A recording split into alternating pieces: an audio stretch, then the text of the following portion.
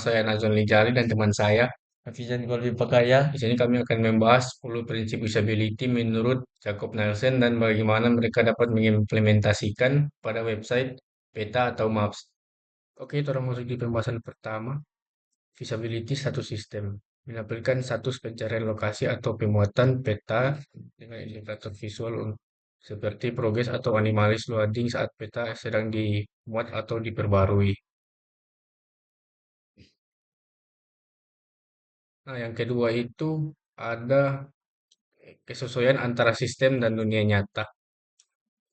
Gunakan nama tempat atau jalan yang bisa dikenal oleh pengguna, misalnya mengganti nama atau koordinat geografi dengan nama tempat yang mudah dimengerti seperti contoh kita cari Politeknik Negeri Manado. Nah, ini kan sudah ada di Maps daripada mau gunakan koordinat GPS agak susah sedikit. Terus yang ketiga itu kontrol dan kebebasan pengguna. Menyediakan tombol kembali untuk pengguna yang ingin membatalkan zoom atau peta yang salah pilih. Misalnya tombol untuk kembali ke lokasi awal seperti pengguna memindahkan peta. Contohnya ini ada tombol close untuk kembali, untuk mencari peta lain bisa di sini kembali, search kembali. Nah, yang keempat, konsisten dan standar.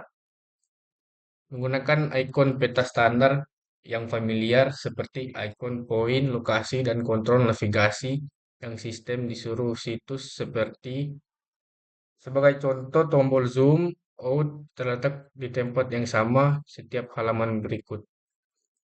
Di sini ada tombol zoom dan zoom out bisa pengguna gunakan untuk melihat lebih dekat lagi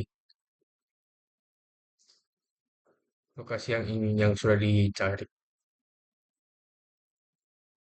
Nah, 5, pencegahan kesalahan. Menyediakan petunjuk atau verifikasi sebelum melakukan perubahan besar seperti membesar gambar atau memperkecil peta tanpa sengaja. Misalnya memberikan peringatan atau konfirmasi jika pengguna mencoba menambah lokasi yang tidak valid. Termasuk di pembahasan 6, pengakuan daripada ingatan. Menyediakan daftar lokasi yang telah dikunjungi sebelum atau valid, sehingga pengguna bisa langsung memilih tanpa harus mengetik.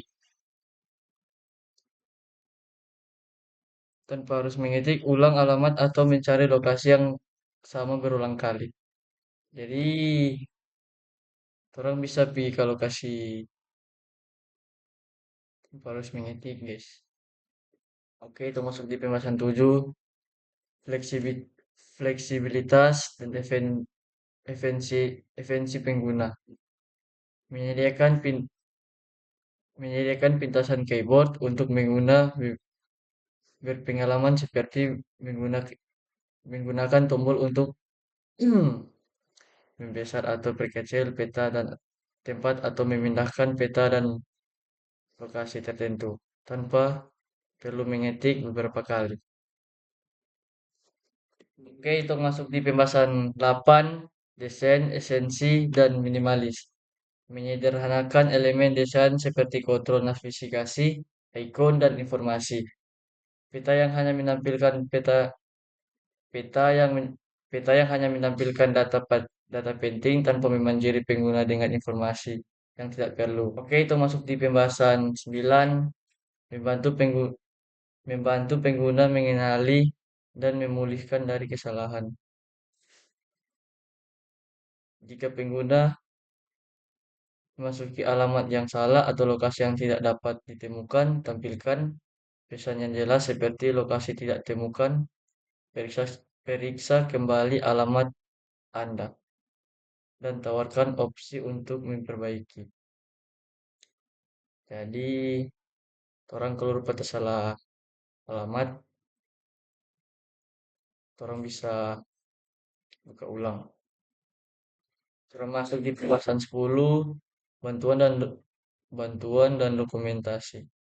Menyediakan bantuan atau tutorial inte- interaktif tentang cara pengguna peta, seperti cara mencari lokasi,